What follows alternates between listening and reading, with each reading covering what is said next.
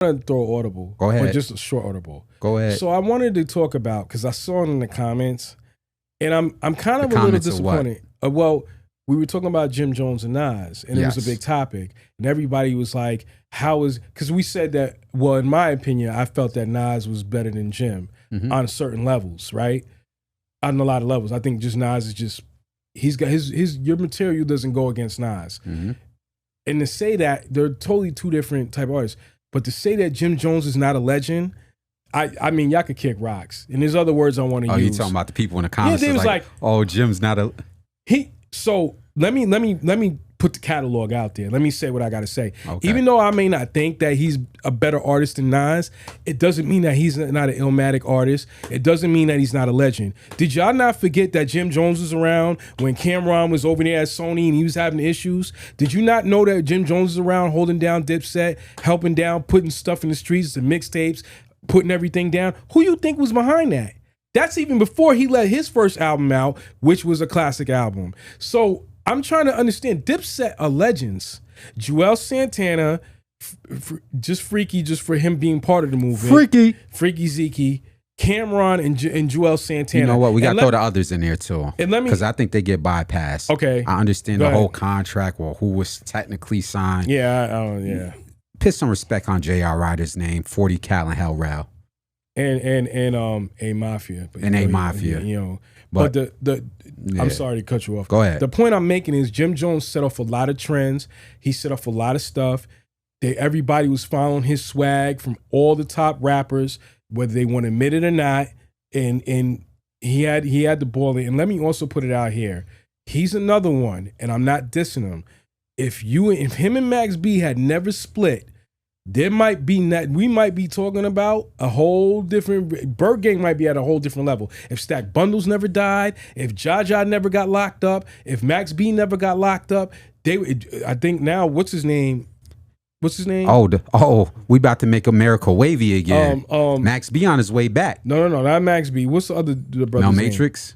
If he never got if they had kept that movement going, who's to say where it would have been? But to just say that Jim Jones, Where do you think it would have been? Top 5 groups. They Max B's skill, Illmatic writing. You got to admit, Jaja was writing too.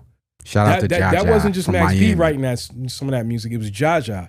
And then Remember you had that What You Drinking On remix Yeah. with Paul Wall and Diddy? And then Jaja was sliding on that. And then you got Stack Bundles, who was just tearing it up.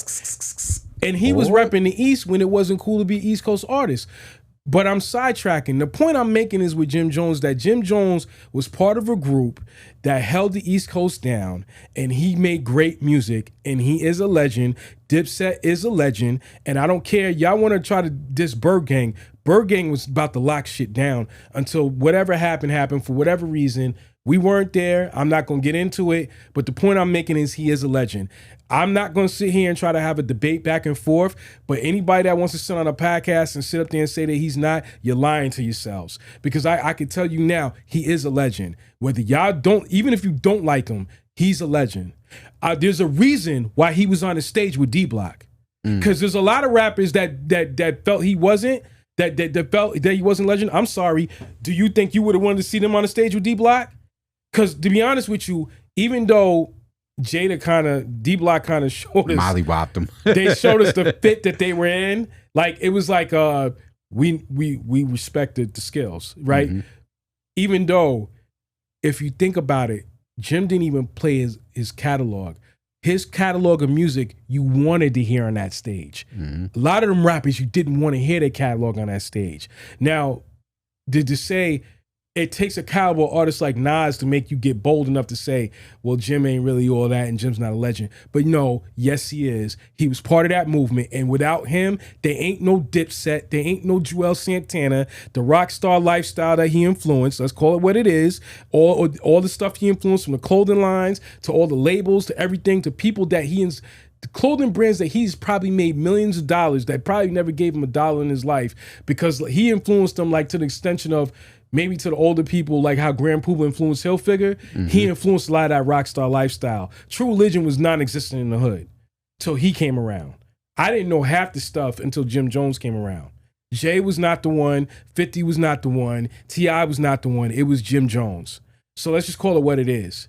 And he was also holding down the muscle, and he was also representing the element of street life and making Harlem, maybe because if you want to think about it too with Harlem, right? Mm-hmm. You think about Puff and Mace and them, and no disrespect to them. But when you look at Mace, I'm not running down the block. Mm. I'm really not. I'm not fearful of that. I'm a civilian. Let me say this. How can I put this? The Rich Porter, AZ, Alpo era and all that. That's Harlem. Mm-hmm. For anybody that's from New York and lived in New York, that's Harlem.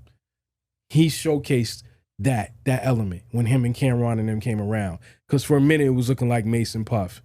And let's be honest, that flashy lifestyle is only one element of it. Moon said, yo, you had me singing like that. Yeah, I can sing, but that's not my lifestyle. Facts. So I just wanted to say that.